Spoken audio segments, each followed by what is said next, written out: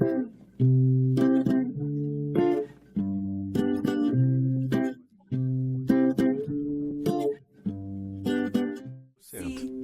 se conte com a Cassi. Olá, bem-vindos ao Videocast Vozes, um projeto que potencializa a voz de atores envolvidos em questões sociais urgentes. Eu sou Bruno Caetano e no episódio de hoje vamos falar sobre o impacto da vulnerabilidade familiar no enfrentamento do câncer infantil. Para termos uma ideia da dimensão do problema, segundo o INCA, o Instituto Nacional de Câncer, mais de 8.000 novos casos de câncer infantil são diagnosticados anualmente no país. O câncer é a principal causa de morte entre crianças e adolescentes de 1 a 18 anos. O impacto da doença vai muito além do diagnóstico. As famílias em situação de vulnerabilidade enfrentam desafios maiores para garantir o tratamento e o suporte emocional necessário. A falta de recursos financeiros, o acesso limitado ao centro de tratamento especializado e o desgaste emocional são apenas alguns dos obstáculos. Isso agrava o cenário para que muitas famílias, que além da doença, precisam enfrentar a exclusão social e a distância de cuidados médicos adequados. E para nos ajudar a entender melhor essa questão, temos o prazer de receber 3 convidadas. Estamos aqui com a Luciene, que é superintendente da CASSE, Associação de Câncer contra o Câncer Infantil. Seja bem-vinda, Luciene. Muito obrigada. Nós que agradecemos aí a oportunidade de dialogar sobre esse tema tão importante, tão relevante para todos nós. Também estamos aqui com a Sillan, que ela é assistente social da CASSE. Seja bem-vinda, Sillan. Obrigada. E estamos aqui com a Bárbara, que é a mãe do Kleber, uma criança que está em tratamento de câncer infantil. Seja bem-vinda. Obrigada pelo convite. É um prazer estar dividindo a mesa com vocês, com essas duas maravilhosas. E para começar, eu queria entender como que foi esse processo de diagnóstico, Bárbara? O diagnóstico de câncer, ele muda completamente o perfil da criança. Umas crianças mais, outras menos. E aí a gente tem que entender de qual câncer a gente está falando. Né? Se é uma leucemia, que é o caso do Kleber, o meu filho, aparece manchas roxas pelo corpo, febre, uma náusea, uma indisposição, porque a gente tem dor nos ossos, né? É o conhecer a criança e o entender o que está diferente. Mas principalmente é o conhecer e o correr, né? É o buscar um diagnóstico. E aqui no estado a gente tem um hospital muito preparado para diagnóstico e tratamento assim, muito rápido. Uhum. A CASSE, ela já atua há 37 anos. Eu queria entender um pouco como que é o trabalho da CASSE durante todos esses anos, Luciene. Então, a Associação Capixaba contra o Câncer Infantil, a CASSE, ela nasce, acho importante esse registro, né? Acho que a Bárbara acabou de fazer uma fala que na verdade, a partir desse conjunto de falas, lá em 88, que faz com que nasça a CASSE. Foi exatamente um movimento de mães e de profissionais do Hospital Infantil Nossa Senhora da Glória, vendo toda essa complexidade que envolve o processo de diagnóstico e todo o tratamento do câncer infanto-juvenil, que se mobilizam para criar a Associação Capixaba contra o Câncer Infantil. E a gente entende, enquanto organização, toda a equipe da CASSE, que essas famílias consigam ter o atendimento adequado, o tratamento adequado, a gente não perde de vista o cuidado e contribuições para que o hospital seja sempre esse centro de referência. Então, a gente tem uma atuação também no sentido de fortalecer o centro de tratamento e todo um suporte para essa família. Pensando nessa atuação de vocês, Silvan, como é que é o perfil dessas famílias que chegam na CASSE diariamente? Então, como a Luciene falou, nós recebemos crianças e adolescentes encaminhadas pelo Hospital Centro de Tratamento. Então, pela regulação do SUS, vem de diversos municípios, cidades, não só do Espírito Santo, mas da Bahia e leste de Minas. Então, são os perfis mais variados possíveis, Então, o SUS é para todos que têm direito. Então, a CASSE recebe o critério de acesso. Esse encaminhamento, a criança está em processo ou de diagnóstico ou já em tratamento de câncer. Então, nós recebemos famílias de diversos perfis. Mas a gente sabe que as vulnerabilidades também são diferentes. Então, assim, recebemos famílias, que atendem aí o perfil, do recorte de renda, dos benefícios, São pessoas passíveis aí, possíveis de serem atendidas, pelos benefícios e do governo federal. São pessoas diversas, com crianças e adolescentes e com muitas vulnerabilidades, não só socioeconômicas, né? Mas o que às vezes agrava mais nesse momento é a questão socioeconômica, a gente sabe, né? Porque alguém vai precisar se afastar, né, desse trabalho, né, de estar na manutenção ali direta dessa família para acompanhar essa criança nesse processo de tratamento. Você acha que com o diagnóstico, qual que é a principal mudança que acontece? Os laços familiares, né? Já começa por aí, né? A questão de se rever enquanto família, né? O primeiro diagnóstico já vem como uma bomba na cabeça, né?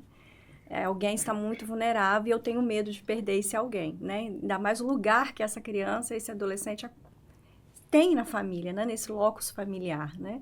Então, alguém que é criança, que está no início da vida e é que a gente teme perder. E a gente sabe que hoje, quanto antes a criança é diagnosticada, a gente sabe que as chances de cura são maiores, né?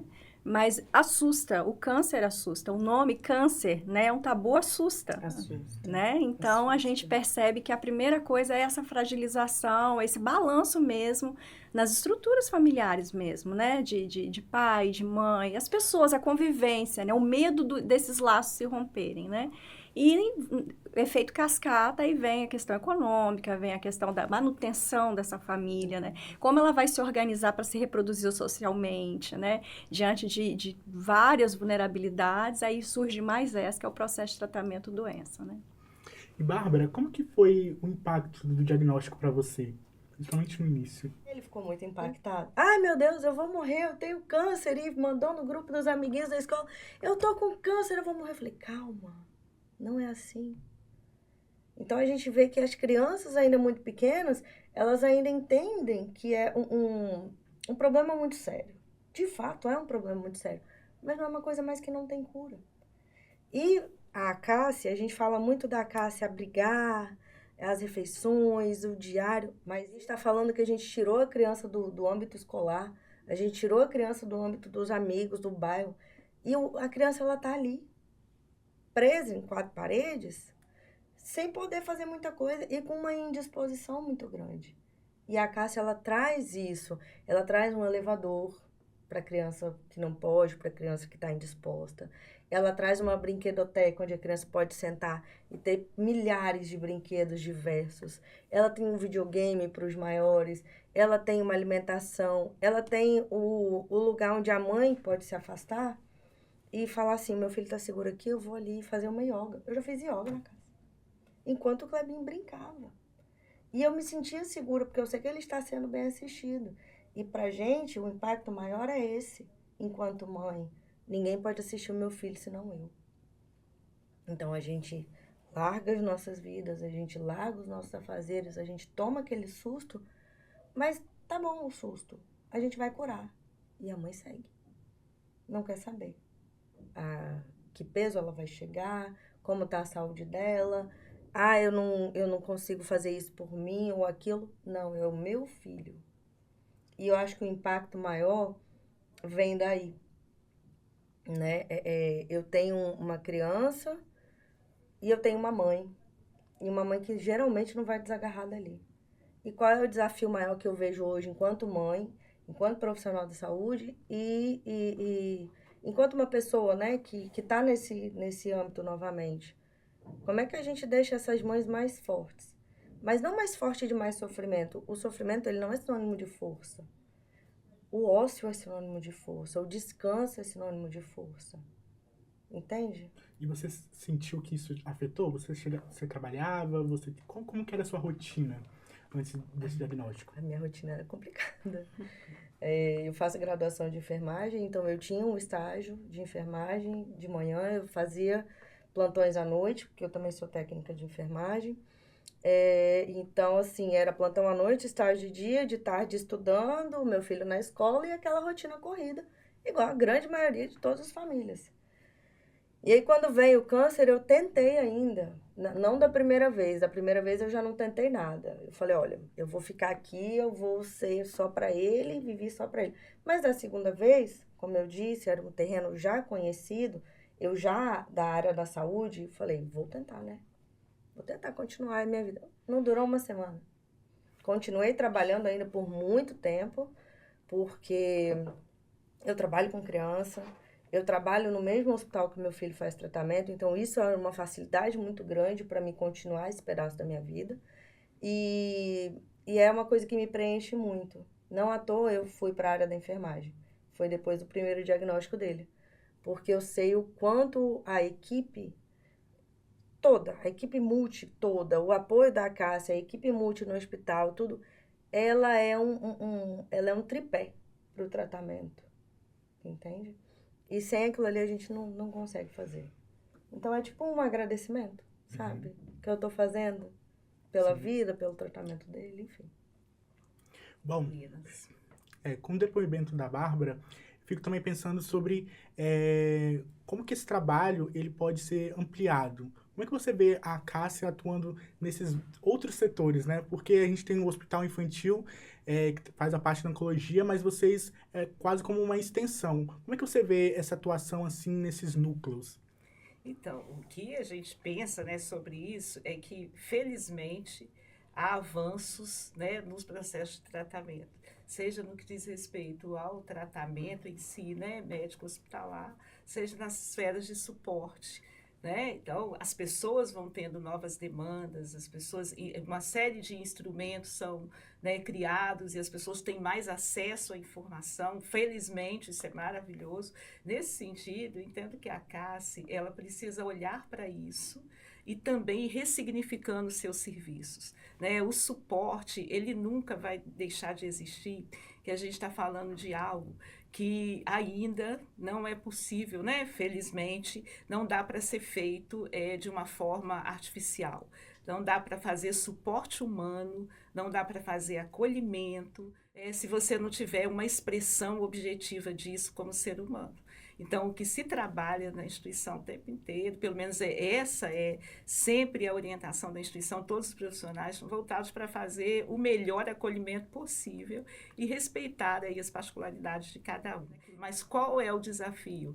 Conseguir trabalhar de uma forma onde as pessoas sintam-se respeitadas, né, no processo em que elas estão e em suas particularidades. Esse é um grande desafio de toda a equipe multidisciplinar também, mas a gente precisa estar atento a isso, entendendo que as pessoas têm direito à autonomia. O fato de estarem, né, passando por determinadas situações que trazem um conjunto de vulnerabilidades, elas não estão obrigadas a qualquer coisa.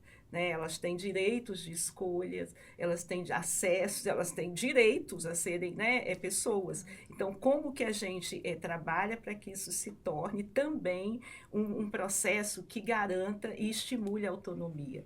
As pessoas têm suas vidas, então ela não está passiva. Então, é importante respeitar isso. Né? É muito importante respeitar isso. Fico pensando, né, quantas famílias passam pela CASSE. Você tem esses números? Quantas pessoas passam pela CASSE anualmente? Então, anualmente são em torno de 410 pessoas, né? Aí entre pacientes, crianças e adolescentes e seus acompanhantes. Né? Isso se renova muito? Sim, depende do movimento mesmo, né? De chegada de novos pacientes, pessoas em diagnóstico, né? Então, é por isso que é muito importante que essa informação chegue, né? Essa informação do diagnóstico precoce, né? De alerta aos sinais e sintomas. Há uma média aí de chegada de atendimento ano de 400 pessoas. Vocês falaram que vocês hospedam famílias, né? Mas que outro tipo de serviços que as famílias procuram a CASSE, que vocês auxiliam? Como é que é essa rotina, assim, da chegada das famílias? Então, existe, né, esse atendimento, né, que a Luciane falou, esse suporte logístico, né, principalmente para as famílias que vêm de fora da Grande Vitória, né, de todo o estado do Espírito Santo aí, dos outros estados limítrofes, né?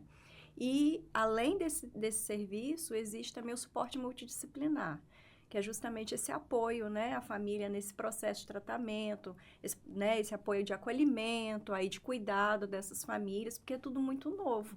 Né, são informações novas, né, e se renovam, né, todos os dias, né, com relação aos avanços do processo de tratamento. Então, é muito importante que a gente esteja ali apoiando essas famílias. Então, aí tem, né, uma equipe composta por diversos profissionais, fisioterapeuta, nutricionista, assistente social, pedagogos, né, pedagogo e oficineiros de arte, de música. Então, a gente dá esse suporte a essa família, traça-se, né, um apoio, um plano aí de cuidados com essas famílias e a gente desenvolve esse apoio. E para além disso, né, existem as intervenções aí com os cuidadores, né, que são as práticas integrativas, também o suporte, né, socioeconômico, como você disse, né, a grande maioria expressiva, né, sofre muito com impactos aí diversos, com o diagnóstico de câncer, ou se agravam situações que já existiam antes, né? Como a questão da vulnerabilidade socioeconômica. Então, a CASSE, junto a essas famílias, apoia, né, de várias formas, né, essas famílias, não só com alimentos, né, esse suporte aí para a segurança alimentar dessas crianças com suplementação, mas também com apoio mesmo. Às vezes precisa de um suporte, um apoio na aquisição de alguma medicação, muito embora todo o tratamento seja gratuito, seja pelo SUS, toda a medicação seja fornecida, mas em alguns casos, aí, discussão com as equipes, né, tanto do hospital quanto da CASSE, é necessário, às vezes, esse apoio temporário. Então, a CASSE, ela busca ir com as intervenções socioeducativas, né, como ela também comentou, né, infelizmente eles precisam ser afastados das aglomerações, né, então um primeiro afastamento aí é da escola. Isso impacta muito, né, no desenvolvimento cognitivo da criança, psicomotor, enfim, né, a socialização da criança é impactada, né. Então, o ambiente da CASSE, ele chama, né, para esse movimento aí de um momento, né, protegido, mas um espaço que possibilita vivências com a coletividade, né? Não só para a criança, mas também para o acompanhante. Então, há todo esse processo aí de estímulo a essa criança, né? A continuar a seguir com o processo de aprendizagem, né? Com esse relacionamento com a escola, mesmo que não esteja no ambiente escolar. Então, a gente dá todo esse apoio a essa criança e de forma lúdica, né? Brincando, com a música, com atividades que trabalham a psicomotricidade, atividades de arte. Então, a gente busca trabalhar esses apoios à família. Pensando nisso, Bárbara, o principal ponto assim, que você acha que as famílias podem buscar ajuda, se entender com esse diagnóstico? É um diagnóstico que dá muito medo. É um tratamento que dá muito medo. Ele dá medo de todas as formas. Ele dá medo do meu trabalho, que eu não tenho mais, como é que eu sustento a casa? Eu tenho um filho só, mas quem tem mais filhos? E a outra criança que ficou em casa, como que tá a cabeça dessa mãe? Eu tô aqui dando muita atenção aqui, mas e o outro? Como está sendo assistido? Será que tá bem? A gente tem mãe gestante. Como que vai essa gestação acontecendo? Porque eu acho que o principal sentimento é o medo.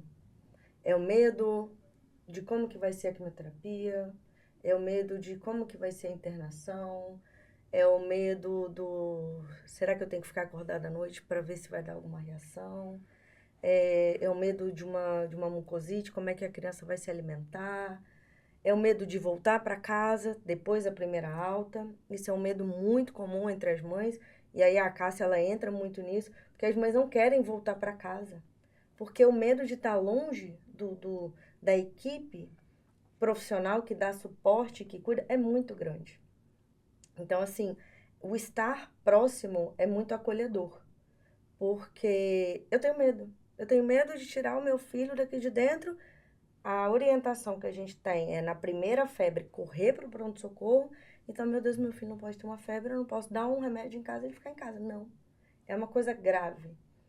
Então, eu acho que o medo, ele é o que permeia todo o tratamento, do início ao fim. E quando acaba, tem o medo de voltar.